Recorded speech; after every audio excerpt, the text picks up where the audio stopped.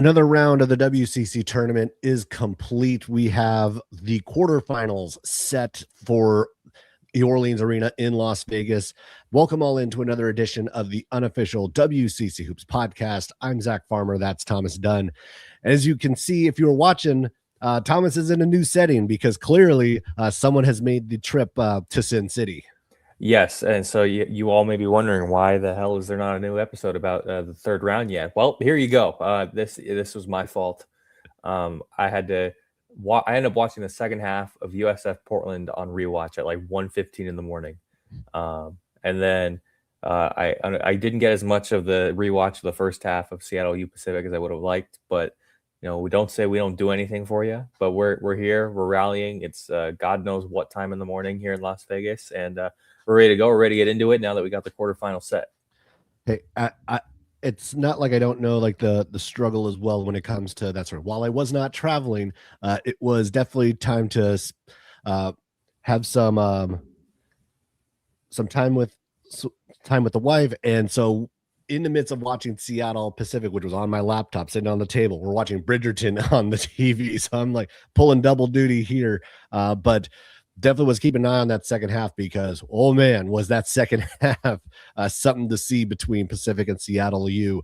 And we'll get there in just a bit. But we're going to start with what was the first game of the night, and that was San Francisco and Portland. And for the first half, the Dons looked sluggish. It didn't look great.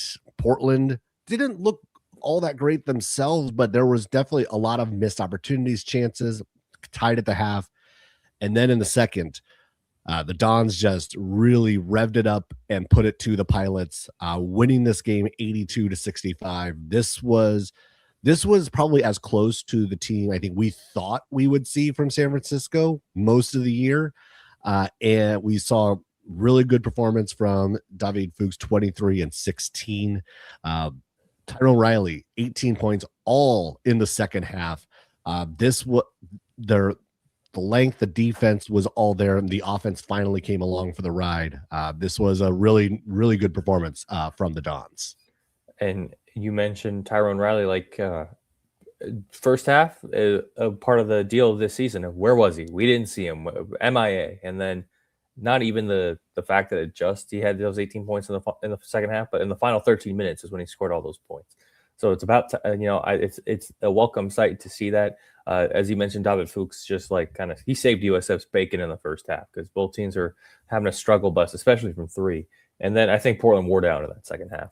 USF played with a lot more force. They controlled the interior. They kept turning Portland over a little bit. Points off turnovers won that battle 21-14 and committed less than half of the team total turnover in 16-7. So I look at all that. Portland eventually couldn't create as well as they could with Joel Foxwell off the bounce.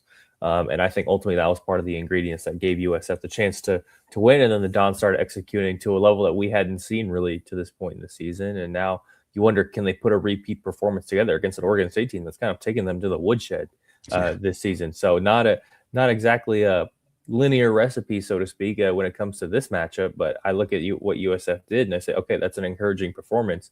Can you do it again? And we'll just have to wait and see tonight. Yeah, I mean, I was thinking about the first half in this game, and it almost felt like it was USF kind of shaking some of the rust off. They hadn't played in a week, and you saw some of that sluggishness. I think they started 3 for 16 from the field in the game. So, like, you could see that they really didn't have their shooting touch quite yet. And Portland in that second half, or even throughout the course of the game, I think you could see the wear of those first two nights kind of finally catching up with them. And you mentioned the turnovers, but it also, and not that USF's not good at this anyway, but the amount of times that Portland was fouling USF and sending them to the line. USF in this one was 19 for 28 from the free throw line. Portland was only 7 for 10. So there was another kind of lopsided number when you look at the stats. But with this Portland team, I mean, we know that this was a team that, as we can now kind of take a step back a little bit on their season as a whole, the injuries that just kept piling up for this team. You think of the fact that they've played the last third 40% of the season without Timo George. They've played a good chunk without Bronski. Uh, they've played moments without really kind of almost everybody on the squad outside of Joel Foxwell. And the fact that they did make this run, I think, was obviously a positive sign.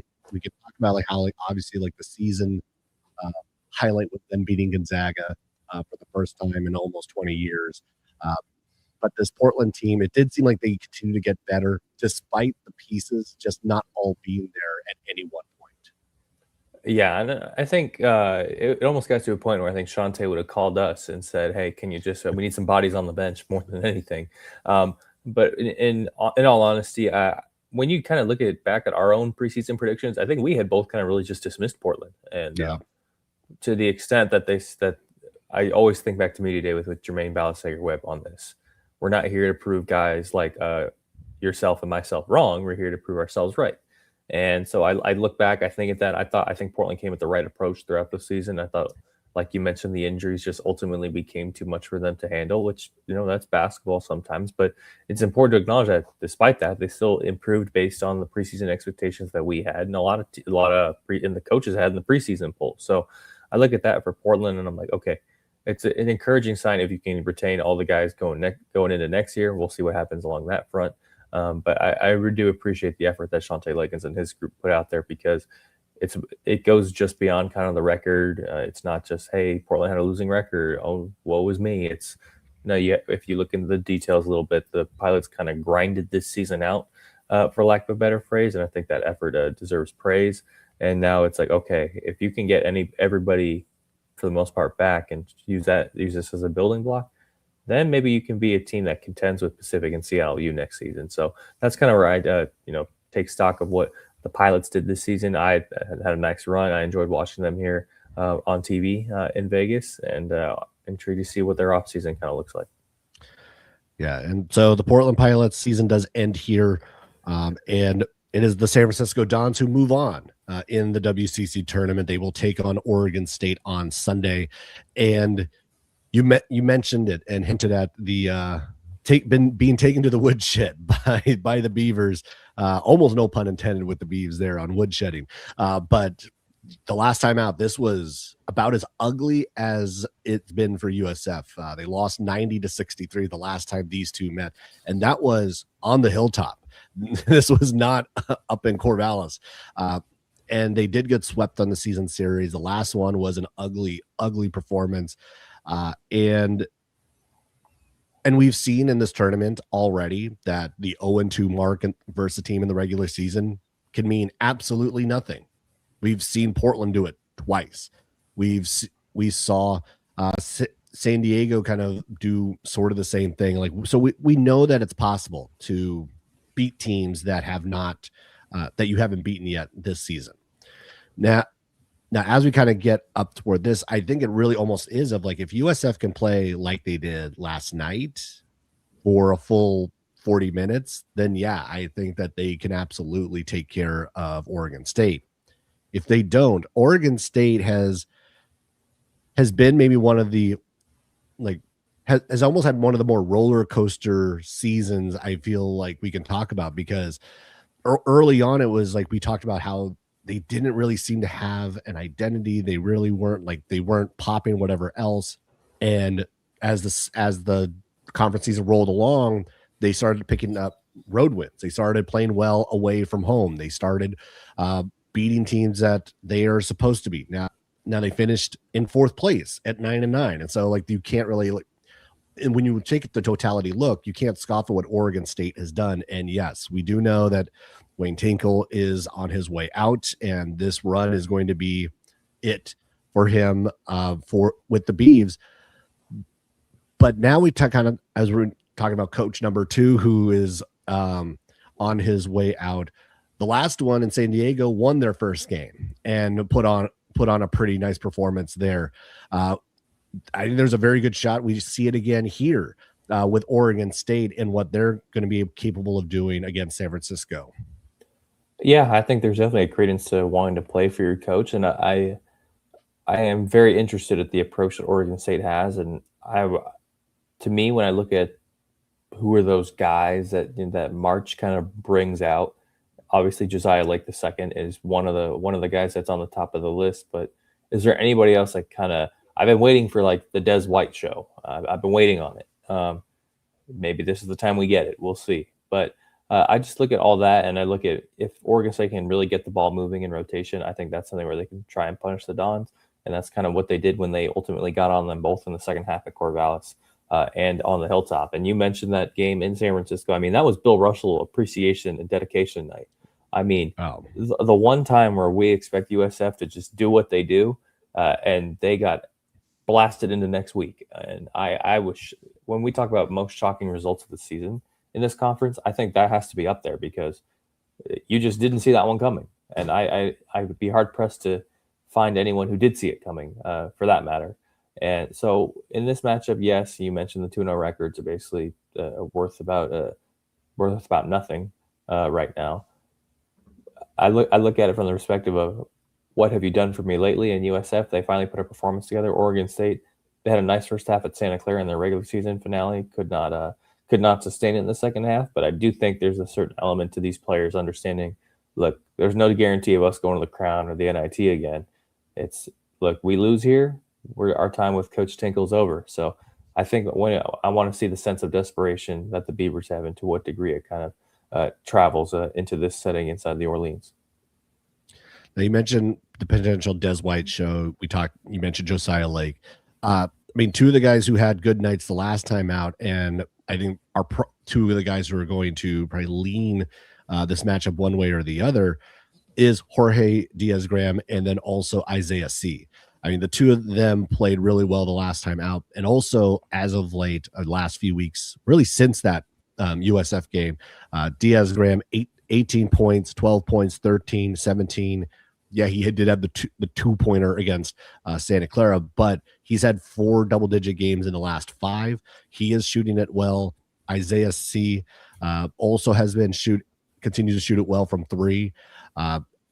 USF's defense is going to get tested a lot in this game, and this is where I think we can't possibly see David Fuchs they're going to try to pull him away from the basket and get him out on the perimeter, and it really feels like that's kind of like one of the bigger keys. It's like making sure that USF stays off the glass. If Oregon State can control pull their defenders away from the basket a little bit more, that's going to give Oregon State, I think, a good shot to pull this one out again against USF. Again, a team they've beaten twice, but we know that is not the case now. And then maybe one final note on this one for me is that if USF plays to their capability, they should win this game.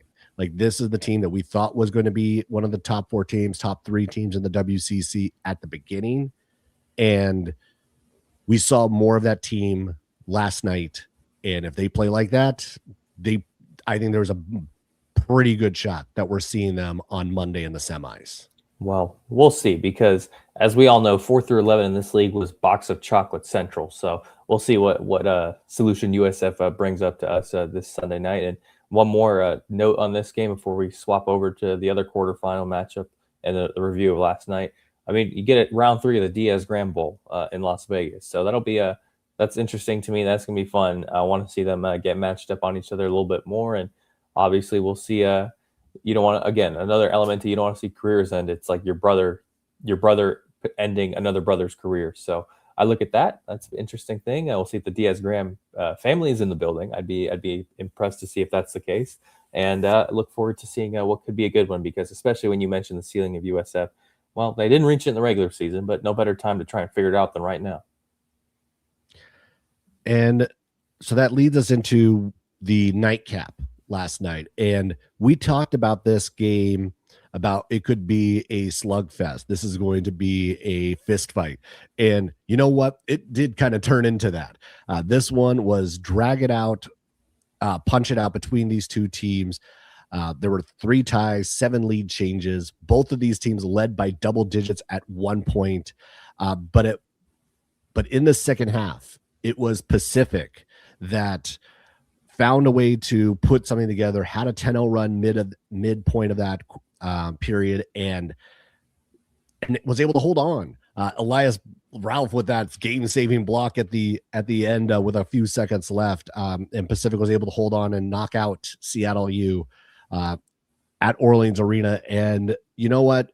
This was it felt like this game was as advertised. This one was about as close to the expectation as I think we thought we would have seen to this point in the tournament. And that was exciting because both of these teams, like the defense was there, the shooting was not there most of the night for either of these teams, but that's because these two teams are really good defensively. They know how to get in the passing lanes. They know what they're about, and we got to see, I think, all of that on full display during their game.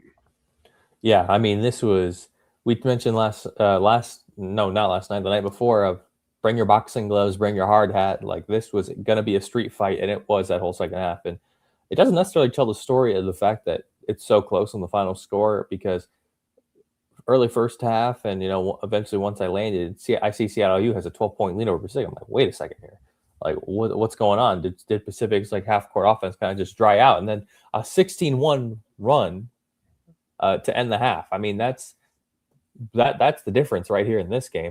And Kajis Kublikis, like that's the guy who I look at and say, you saved Pacific's bacon right here, because if he doesn't have those contributions late in the first half, who knows what happens? Because Elias Ralph had a tough shooting night overall, 4 of 15. TJ Wainwright similarly so at 3 of 10 overall. But I think Kublikis, I look at Alexis Marmolejos, he had some timely plays in this game in the second half. So it was some unsung heroes, I think, for Pacific that got them off the mat. And then eventually the stars making plays at the end. You mentioned Elias Ralph with the game-saving block at the end on Braden Maldonado.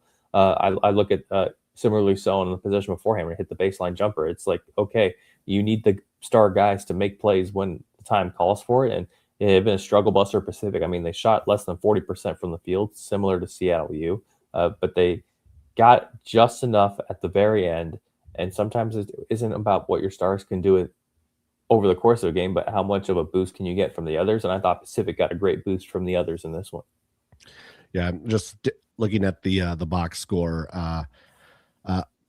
Marmolejos was plus 13 in his 14 minutes of play last night. So again, you talk about impact in the game. Clearly, like, he was able to give them really nice minutes in this game. And you're right, like that run in the first half flipped the game for Pacific, gave them a lead at the half, and because it felt like they were on the ropes. It felt like that Pacific was in serious trouble as Seattle U really got off to a good start, but they were able to climb back into it, claw their way back in, and that second half, like, they also had an additional 10-0 run, and you had 4 different guys scoring in that 10-0 run. So a lot of different contributors to this one. And you know what? This Pacific squad feels like they are right where I think we thought they might be at this point. And like, we knew that the Seattle U Pacific game, if it happened, was going to be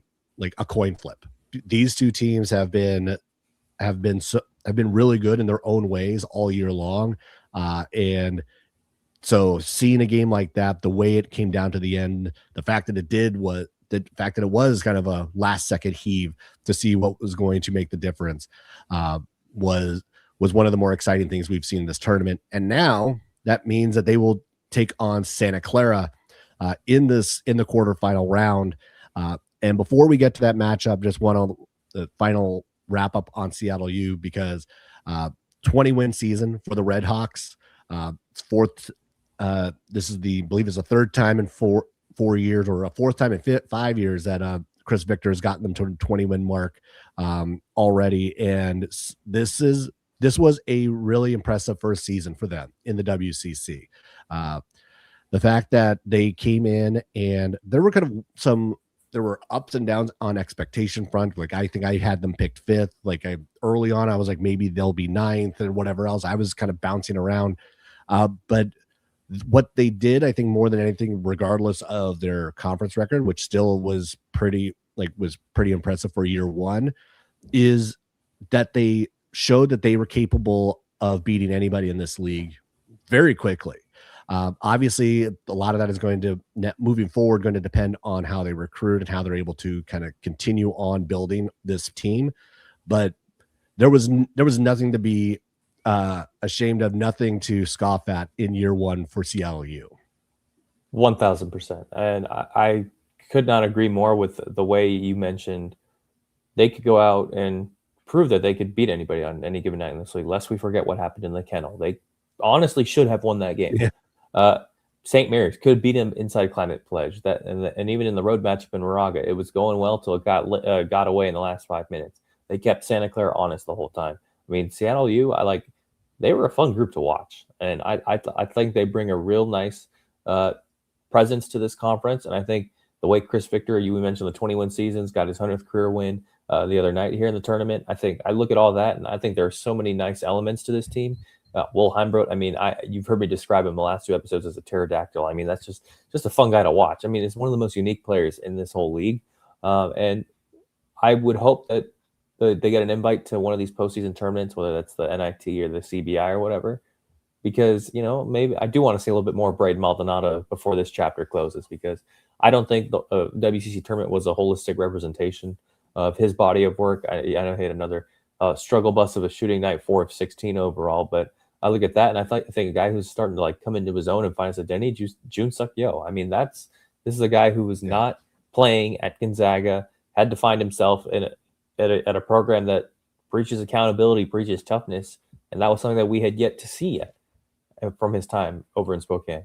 And he comes in and he's made himself available. He's had some really nice moments this season. I thought he had a really solid tournament here in Las Vegas. So I look at those couple of elements of great program, rock solid season, want to see more Maldonado, want to see more from Jun Suk Yo. And, I'm always going to back a guy from the 650 and Chris Victor roaming the sidelines.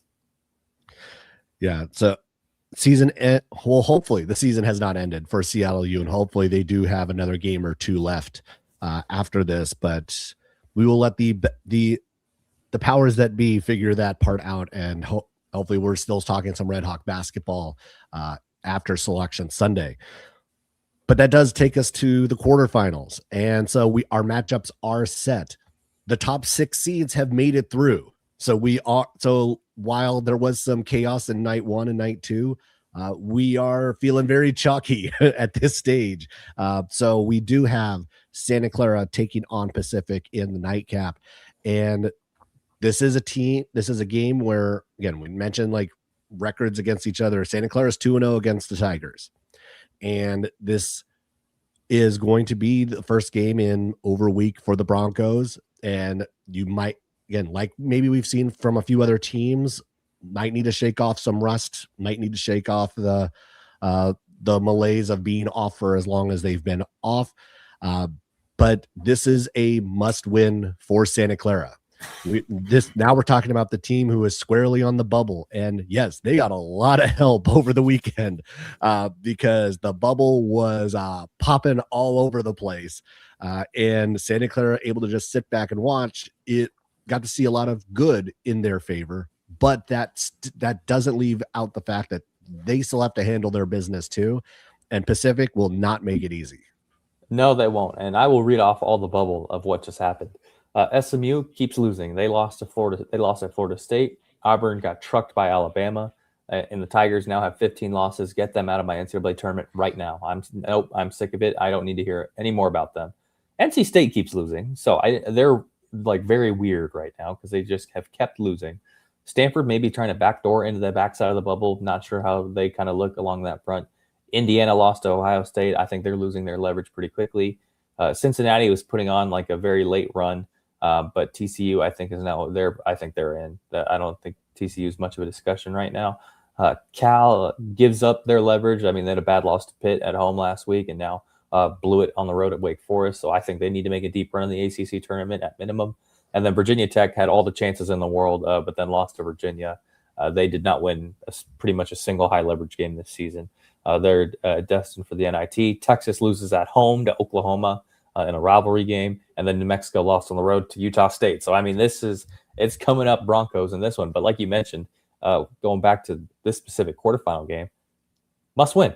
I mean, there's no ifs, ands, or buts about it. This is one of the last demons that Herb Sendek has to slay. It's had some tough goes in this conference tournament, and especially in these last couple of years. Lost to Pepperdine last year. I think of the Brandon Pajinski team that went to double overtime against USF that ended at 1 a.m. They lost that one. They had a close game against St. Mary's with Jalen Williams, had a chance to win it there. Couldn't get it across half court to call timeout, and Jalen Williams had to chuck one up there. So I look at all that and I say, okay, like despite everything that's happened, they've righted a lot of wrongs this season. You can do one last one and you can beat Pacific. You set yourself in a very high leverage situation compared to years past and compared to everyone else that's fallen by the wayside. Do you create your own leverage by winning tonight? I'm really intrigued to see who becomes that guy for Santa Clara in March. Guard play rises above all, so the answer could just be Christian Hammond. But I'm looking at a guy like Alan Graves in March. Like, what can you give for me now when the lights are so bright? What are you going to do about it? So Broncos win tonight. They're in a good spot. That'd be win number 25 on the season, which I think is a nice feat for the program. And then they'd get a date with St. Mary's. And if they are fortunate to win tonight and then fortunate enough to beat St. Mary's, I think they're in. I think it's simple. The task is as I say simple, but the task is as linear as that. So I'm really intrigued to see what happens, especially when you mention the rest factor and all that. I do think there will be some rust in the first quarter, and we'll see what happens. Because Pacific's a very physical team, and Santa Clara, I think, embraced that physicality for the most part, and it really scooted away in both games in the second half. And I mean, you mentioned the physicality because this is going to be a physical game with Pacific because that's how they will make you play a lot of the time. And I would think, especially early on, that it's going to probably mirror that. Early on, it almost feels like it's a little bit more of the Elijah Mahi and Alan Graves show early on for Santa Clara, because if the shot's not going in, like you're not able to get that 3-point look going early on, you're going to have to get inside. You're going to have to get some easy buckets. And those are the two that I feel like are going to be the ones who can more easily get it done early on. So you kind of give Brendan Knapp or you give Christian Hammond a little bit of time to kind of shake off that rust and get their shot going. We could always talk about like foul trouble and whether Buki Boye can stay on the floor and in this matchup, and especially because Isaac Jack is not going to make that an easy guard. And he's going to be banging down low. And so staying out of foul trouble early on is going to be obviously a key factor for Santa Clara.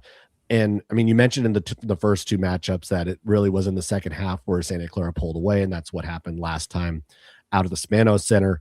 And because it wasn't like Santa Clara really shot it all that well. I mean, they shot 32% in that first half, but it was the second half where they shot 60%. So we know that they can start turning on. But I think it's also defensively. You think about what Santa Clara can do. They need to be able to speed up Pacific and have them turn the ball over. They turned it over 17 times the last time out against the Broncos. So I think about their length and their ability to disrupt TJ Wainwright, disrupt Jaden Clayton. That's, I think, what they're going to have to do to really kind of separate themselves. And it can be done, I think, early on. Not that the Pacific can't make a run to come back, but if they can really disrupt those passing lanes early on, I think they'll give themselves a really good shot to advance in a must-win scenario for Santa Clara. Yeah, I mean, this is one where I think the Broncos, as much as they have to ease into the basketball portion of this, like your physicality and mentality, that's something where Pacific is going to jump on you if you're not ready for it. And so I look at all that, and I look at the guys like Elijah Mahi, like let's get the toughness factor, or I look at him against Elias Ralph. You mentioned what Isaac Jack brings to the table. I look at Isaac Jack as a potential tone setter in this game.